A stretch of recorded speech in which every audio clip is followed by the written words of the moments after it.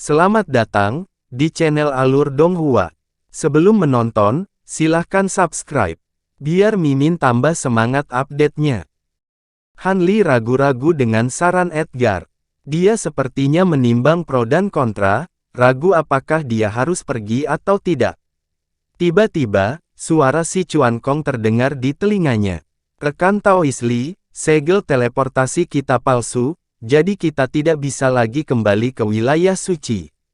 Jika ada tempat di alam kekosongan Jilin yang bisa kita kembalikan, aku khawatir itu adalah kedalaman reruntuhan besar.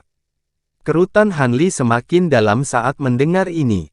Ada apa, rekan Daois Li? Apakah Anda memiliki kekhawatiran? Ucapkan pikiran Anda. Edgar bertanya dengan ekspresi ramah. Sejujurnya, ada bak kesusahan hitam di tubuhku yang selalu menjadi ancaman tersembunyi. Saya tidak tahu apa yang akan terjadi di reruntuhan besar, jadi saya khawatir bak itu tiba-tiba akan bertingkah. Tidak apa-apa jika itu hanya melukaiku, tetapi jika itu mengacaukan rencana kota Suan kita, aku tidak akan bisa lolos dari kematian, kata Han Li sambil menangkupkan tinjunya. Bak kesengsaraan hitam. Bukankah itu metode Taois Liu Hua? Ini adalah, Edgar menoleh untuk melihat Nyonya Liu Hua dengan bingung. Nyonya Liu Hua mengerutkan kening dan berkata, ceritanya panjang. Lupakan saja, saya akan membantunya menyingkirkan serangga itu terlebih dahulu. Dengan mengatakan itu, dia memimpin Han Li keluar dari aula utama. Ekspresi Nyonya Liu Hua tiba-tiba tenggelam ketika dia berkata, kamu benar-benar anak nakal yang licin. Kamu benar-benar mengancamku untuk menyingkirkan serangga kesusahan hitam pada saat ini. Han Li buru-buru menjelaskan, tolong jangan salah paham, senior. Saya hanya berani mengungkit ini karena rekan Daois Gu mengatakan bahwa Anda berencana untuk menyingkirkan bak kesusahan hitam untuk saya setelah masalah ini selesai. Jika tidak, aku tidak berani berbicara begitu gegabah. Nyonya Liu Hua mengerutkan kening dan berkata, mengapa gadis ini menceritakan semuanya padamu? Bukankah dia memihak orang luar? Ekspresi Han Li tetap tidak berubah saat dia mengambil inisiatif untuk bertanya, senior, apakah kamu bertemu rekan Daois Gu setelah memasuki reruntuhan besar? Kekhawatiran di mata Nyonya Liu Hua semakin dalam ketika dia bertanya, tidak, situasinya kacau saat itu, jadi aku hanya ingin dia mengikutiku dari dekat. Tapi pada akhirnya, jadi kamu juga tidak bertemu gadis itu. Jangan khawatir, senior. Rekan Daois Bond diberkati oleh surga. Dia pasti akan baik-baik saja. Han Li tidak memberikan jawaban langsung dan hanya menghiburnya. Setidaknya Anda memiliki hati nurani untuk mengkhawatirkan keselamatannya. Jika tidak, bahkan jika itu adalah perintah Master E, saya mungkin tidak bersedia membantu Anda menyingkirkannya. Baiklah, mari kita mulai, Nyonya Liu Hua menghela nafas dan berkata. Han Li tersenyum pahit di dalam hatinya, tapi dia hanya bisa mengangguk dan berjalan ke depan. Setelah beberapa saat, Han Li dan Nyonya Liu Hua kembali ke aula utama bersama. Bak kesengsaraan hitam yang telah lama mengganggunya akhirnya terselesaikan. Sekarang Hama Taois Li sudah pergi, bisakah kita berangkat? Edu tersenyum. Terima kasih, Tuan Kota E dan Senior 6 Bunga. Aku bersedia mengikutimu, kata Han Li sambil menangkupkan tinjunya dan membungkuk. Baiklah, ayo pergi. Eko melambaikan tangannya dan memberi perintah. Semua orang yang sudah berkumpul keluar dari aula. Setelah berjalan agak jauh, seluruh aula tiba-tiba mulai bergemuruh dan bergetar. Retakan muncul di dinding dan terus meluas. Potongan puing yang tak terhitung jumlahnya berdesir dan jatuh. Oh tidak, tempat ini akan runtuh. Ayo pergi. Ekspresi Sun Tu sedikit berubah dan dia berteriak. Melihat ini, ekspresi semua orang berubah dan menjadi sedikit bingung. Han Li tidak panik. Matanya berkilat ketika dia mengingat adegan di mana dia mengambil kunci berwarna merah darah. Pada saat ini, dia melirik Chen Yang dari sudut matanya. Ekspresi Chen yang tenang dan dia tidak terkejut dengan perubahan drastis di sekelilingnya. Jangan panik, kata Master E ringan. Suaranya tidak keras, tetapi memiliki efek menenangkan. Semua orang segera diam. Itu hanya batu yang jatuh. Apa yang perlu diributkan? Edu terkekeh dan melambaikan lengan bajunya.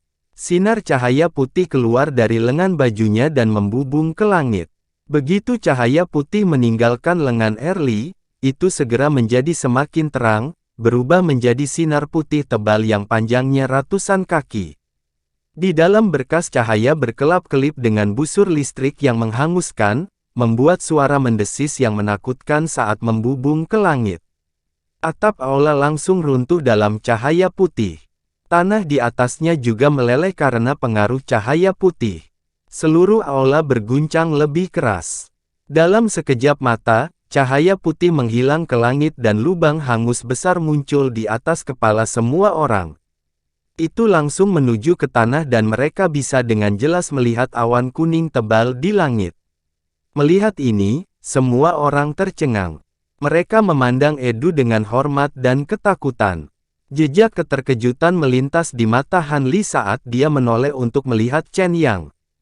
Busur listrik di pilar cahaya putih sama dengan aura listrik putih di tombak pendek kuning tanah yang digunakan Chen Yang. Itu harus jenis serangan yang sama. Chen Yang menatap lubang hangus di atas kepalanya tanpa sadar.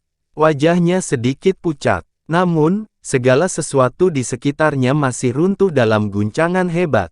Ada retakan yang tak terhitung jumlahnya di lubang itu dan sepertinya akan runtuh. Sosok Edu melintas dan dia melesat keluar dari lubang. Yang lain buru-buru mengikuti. Meskipun mereka tidak memiliki kemampuan untuk melakukan perjalanan dalam kehampaan seperti Han Li, masih mudah bagi mereka untuk memanjat lubang. Dalam sekejap mata, mereka semua tiba di tanah. Seluruh altar pengorbanan bergetar hebat dan segera runtuh sepenuhnya, tenggelam ke dalam tanah. Sebuah lubang yang sangat besar dan dalam muncul di kota. Itu gelap dan tak berdasar, seperti mulut yang menakutkan. Semua orang berdiri di samping lubang besar itu dan menatap kosong semua yang ada di depan mereka. Tatapan Han Li dengan cepat menjauh dari lubang hitam besar dan melihat sekeliling. Jejak kekhawatiran melintas di matanya. Altar pengorbanan di reruntuhan telah runtuh dan boneka yang tak terhitung jumlahnya telah muncul. Apakah di sini akan sama? Pada saat ini, ada banyak orang yang memasuki reruntuhan besar dari kota Suan. Namun, di depan boneka yang tak terhitung jumlahnya, mereka masih terlalu lemah. Si Chuan Kong juga mengungkapkan sedikit kekhawatiran dan bertukar pandang dengan Han Li. Baiklah. Ayo pergi ke kedalaman reruntuhan besar, kata Edu dengan acuh tak acuh dan berbalik untuk berjalan maju. Yang lainnya buru-buru mengikuti. Mereka tidak berjalan jauh sebelum tanah mulai bergetar lagi. Tatapan Han Li berkedip dan dia menunjukkan senyum pahit. Apa yang sedang terjadi? Gempa lagi. Ekspresi semua orang berubah lagi. Saat tanah di dekatnya bergetar, boneka muncul satu demi satu. Ada banyak dari mereka, dan situasinya sama seperti di reruntuhan. Boneka-boneka ini semuanya berwarna merah dan humanoid. Mereka mirip dengan boneka merah tua yang pernah diperangi Han Li dan yang lainnya dengan sengit sebelumnya, semua memegang pedang crimson di tangannya, yang memiliki cahaya seperti api di atasnya. Begitu boneka merah muncul dari tanah, mereka langsung menerkam semua orang. Begitu banyak boneka, bagaimana ini bisa terjadi? Ekspresi semua orang berubah dan mereka mau tidak mau mundur ke belakang membentuk lingkaran. Meski ada banyak boneka, semua yang hadir adalah elit. Meskipun terkejut, mereka tidak benar-benar takut, masing-masing mengeluarkan senjatanya dan bertarung dengan boneka-boneka tersebut. Han Li melambaikan pisaunya yang melengkung dan bertukar pukulan dengan beberapa boneka merah. Setelah membunuh dua, ekspresinya sedikit gelap. Boneka merah ini juga memiliki 5 jeroan dan 6 isi perut, dan ada cairan perak yang mengalir di tubuhnya. Sama seperti boneka di altar pengorbanan, mereka sangat kuat dan gerakannya lebih cepat. Mereka jauh lebih kuat daripada boneka dengan kepala serigala dan kepala harimau di reruntuhan. Han Li diam-diam khawatir. Boneka-boneka ini sangat kuat dan jumlahnya sangat banyak. Jika mereka ingin meninggalkan tempat ini dengan mulus, mungkin akan jauh lebih sulit dari sebelumnya. Namun, mau tidak mau dia terkejut ketika melihat ekspresi tenang dari Ece, Nyonya Liu Hua, dan yang lainnya. Mereka tampaknya memiliki kartu di lengan bajunya. Setelah bertukar pukulan dengan boneka merah ini, ekspresi semua orang juga berubah. Jangan khawatir, semuanya. Ini hanya beberapa boneka. Tidak ada yang perlu ditakutkan, Taois Liu Hua, kata Ece acuh tak acuh. Nyonya Liu Hua mengangguk dan menyentuh pinggangnya.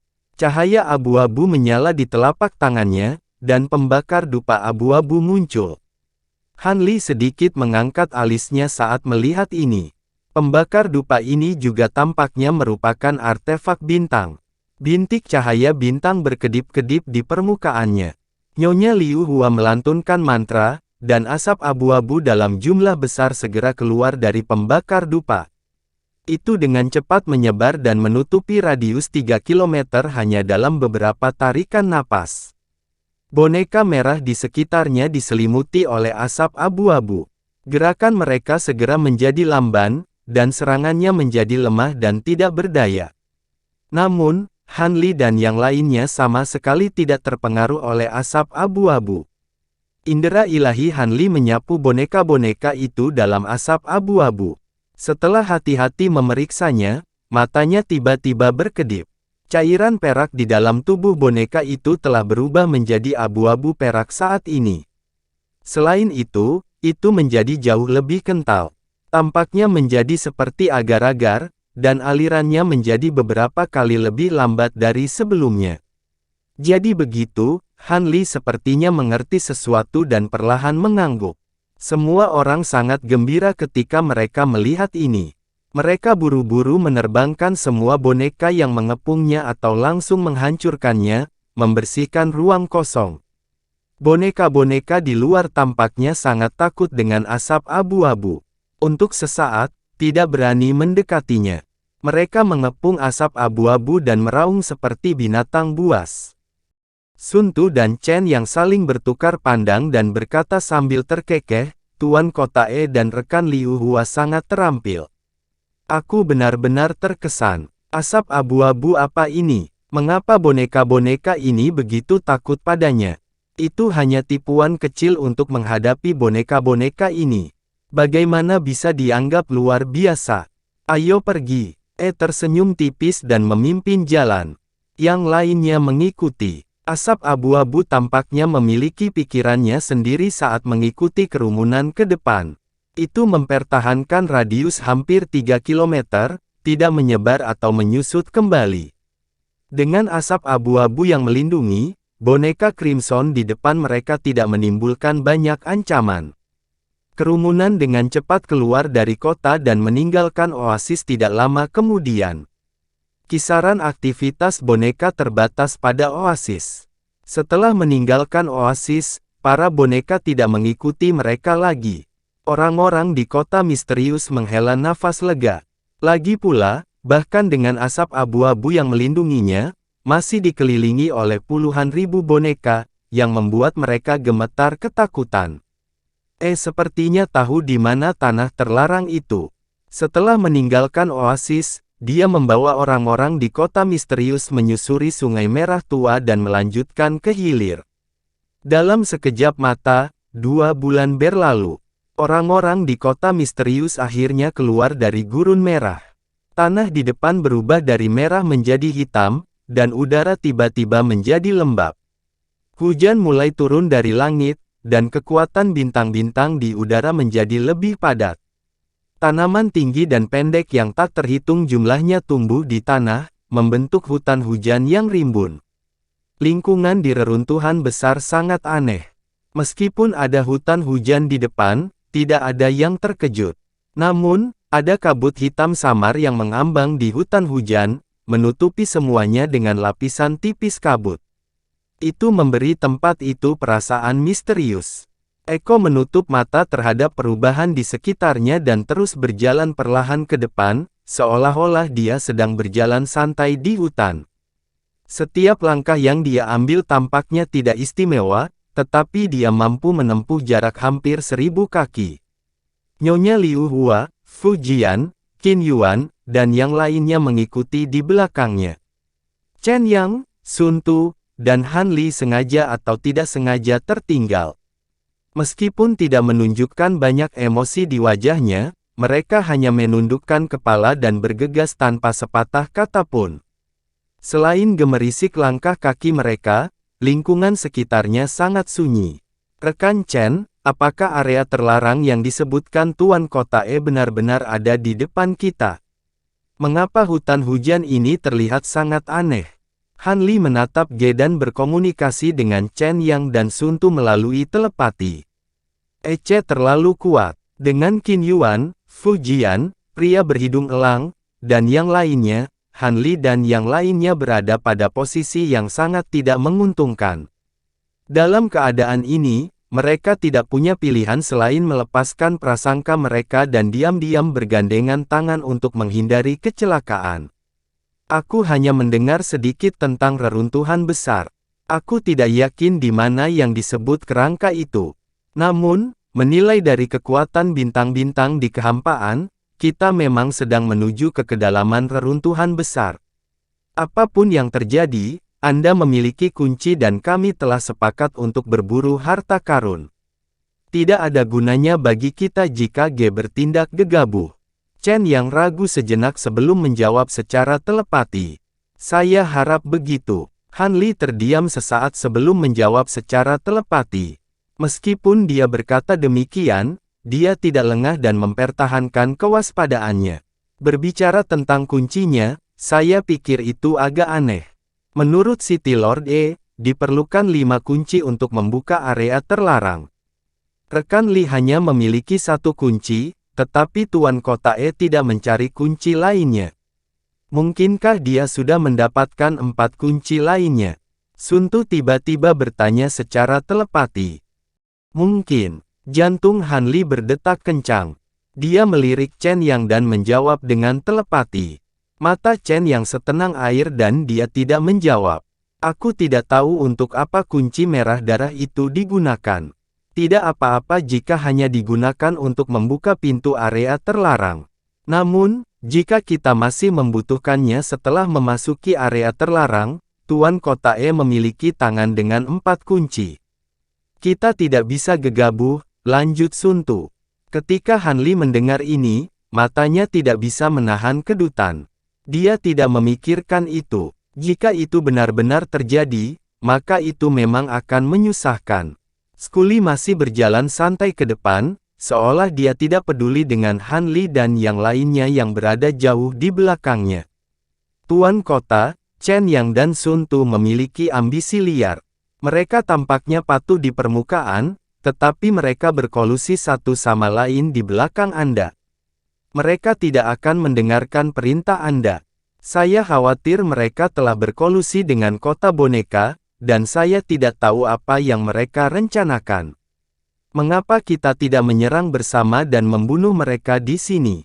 Saat kita mencapai area terlarang, kita akan memiliki 1 variabel lebih sedikit. Dengan kekuatanmu, kamu pasti bisa membunuh Li Feiyu dalam sekejap dan mengambil kuncinya. Anda tidak akan memberinya waktu untuk menghancurkan kuncinya. Fu Jian melangkah lebih dekat ke Ge dan mentransmisikan suaranya dengan kilatan tajam di matanya. Tidak perlu untuk itu. Saya percaya bahwa Chen Yang dan Sun Tu tidak akan melakukan hal seperti itu ke kota boneka. Alasan mengapa mereka melakukan itu adalah karena mereka waspada terhadap kita.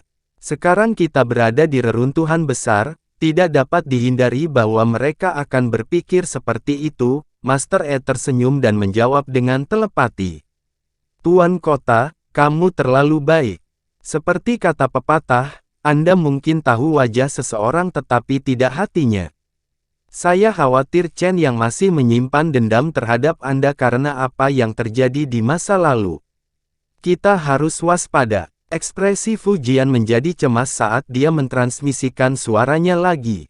Tuan Kota Fu, jangan khawatir. Aku tahu apa yang aku lakukan. Lebih baik berdamai sekarang. Jika kita saling bentrok, kita akan jatuh ke dalam perangkap kota boneka. Jawab Skuli sambil tersenyum. Ketika Fu Jian melihat ini, dia hanya bisa menganggukkan kepalanya dan tidak berkata apa-apa lagi. Han Li menatap Skuli yang ada di depannya, dan Fu Jian yang tiba-tiba mendekatinya. Matanya berkedip sedikit seolah-olah dia sedang memikirkan sesuatu. Sekelompok orang terus bergerak maju sementara masing-masing dari mereka memiliki motif tersembunyi. Beberapa hari berlalu dengan cepat, dan kelompok itu secara bertahap mencapai kedalaman hutan hujan. Pohon-pohon di sini sangat tinggi. Pohon-pohon raksasa yang membutuhkan beberapa orang untuk memeluk mereka dapat dilihat di mana-mana. Tumbuhan kecil lainnya berangsur-angsur menghilang. Skuli membuka mulutnya dan memberi tahu kelompok itu bahwa area terlarang tidak jauh di depan. Ini membuat semangat semua orang bangkit. Han Li mengikuti kerumunan, dan alisnya sedikit berkerut saat dia melihat sekeliling. Taois Li, ada apa? Saya melihat bahwa Anda mengerutkan kening sepanjang waktu. Apakah Anda menemukan sesuatu yang salah dengan tempat ini? Si Chuan Kong, yang berada di sebelahnya, maju selangkah dan mentransmisikan suaranya. Tidak apa-apa, aku hanya merasa ini sedikit aneh. Han Li menggelengkan kepalanya. Aneh? Apa yang aneh? Si Chuan Kong bertanya dengan heran. Kekuatan bintang-bintang di reruntuhan besar sangat kaya, dan ada begitu banyak pohon di sini. Namun, kita belum melihat binatang bersisik di sepanjang jalan. Berbicara secara logis, lingkungan di sini seharusnya sangat cocok untuk binatang bersisik untuk tinggal. Han Li mentransmisikan suaranya. Jika itu masalahnya, itu memang sedikit aneh.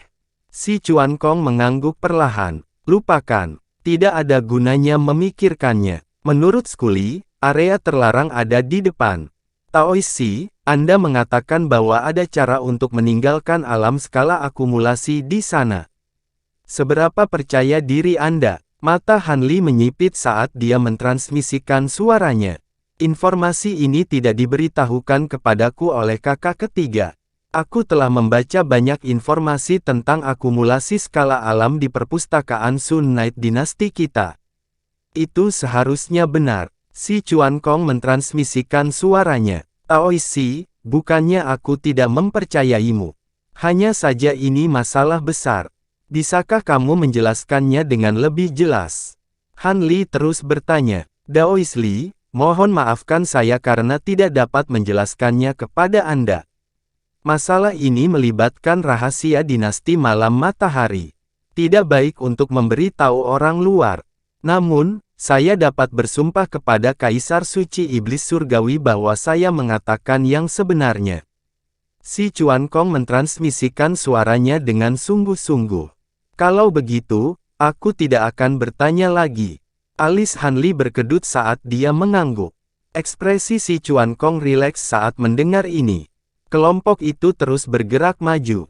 Setelah berjalan selama setengah hari, kabut besar berwarna merah darah muncul di depan. Kabut itu sangat padat dan terhubung ke langit. Tidak mungkin melihat ujungnya. Itu sama di sisi kiri dan kanan. Itu menyebar ke ujung penglihatan mereka seperti dinding merah darah, menghalangi jalan. Kabut merah darah bergulung seperti makhluk hidup dan mengeluarkan suara gemuruh yang samar. Itu sangat aneh. Semua orang berhenti dan melihat kabut merah darah di depan mereka. Mereka saling memandang dan kemudian ke G. Semuanya, tidak perlu khawatir. Area ini disebut lautan kabut belerang. Selama kalian melewati tempat ini, kalian akan dapat melihat area terlarang. Lautan kabut belerang tidak berbahaya bagi kalian, dan sebagai gantinya, ada beberapa keuntungan. Awan darah belerang lahir di sini, dan jika Anda beruntung, Anda mungkin dapat menemukan satu atau dua. Mendengar ini, ekspresi semua orang santai. Pada saat yang sama, mata mereka menyala. Taois Si, apakah kamu tahu tentang lautan kabut berwarna merah darah ini? Han Li mentransmisikan suaranya ke si Chuan Kong. Aku tidak. Jadi awan darah belerang diproduksi di sini. Mata si Chuan Kong bersinar saat dia melihat area di depannya. Dia tampaknya sangat menginginkan awan darah belerang yang disebutkan G. Mendengar ini, ekspresi Han Li sedikit berubah. Dia memiliki ekspresi merenung di wajahnya. Sulit untuk melihat di lautan kabut. Hati-hati jangan sampai tersesat. G memimpin dan berjalan ke kabut merah darah. Yang lainnya mengikuti. Han Li juga berjalan ke dalam kabut berwarna merah darah. Begitu memasuki kabut, tubuhnya langsung menjadi berat. Seolah-olah dia telah memasuki dasar laut. Tekanan besar datang dari segala arah. Han Li mengangkat alisnya. Dia dengan cepat tenang dan terus berjalan ke depan. Meski tekanannya tidak kecil, itu tidak banyak mempengaruhinya. Jangkauan penglihatan dalam kabut merah darah sangat berkurang. Dia hanya bisa melihat hingga 100 kaki. Kabut itu juga sangat membatasi indera ilahinya. Dia hanya bisa melihat hingga 20 atau 30 kaki. Itu tidak jauh lebih baik dari visinya. Lautan kabut merah darah sepertinya menutupi area yang luas. Setelah berjalan sekitar 15 menit, masih belum ada tanda-tanda akhir. Semua orang sedikit khawatir pada awalnya. Setelah berjalan beberapa saat, mereka tidak melihat adanya bahaya. Mereka semua santai dan menyebar dalam barisan. Mereka mencari awan darah belerang di sekitarnya. Chen Yang dan penguasa kota lainnya juga melepaskan reservasi mereka dan menyebarkan indera ilahi mereka untuk mencari di sekitarnya. Hanya G yang terus berjalan maju dengan tenang. Dia tampaknya tidak peduli dengan awan darah belerang. Han Li diam-diam menatap G, yang tidak jauh, dan tatapannya berkedip. G sebenarnya sangat akrab dengan reruntuhan besar. Seolah-olah dia tahu segalanya. Untuk beberapa alasan, ini membuatnya merasa tidak nyaman di hatinya. Rekan Li, kenapa kamu linglung?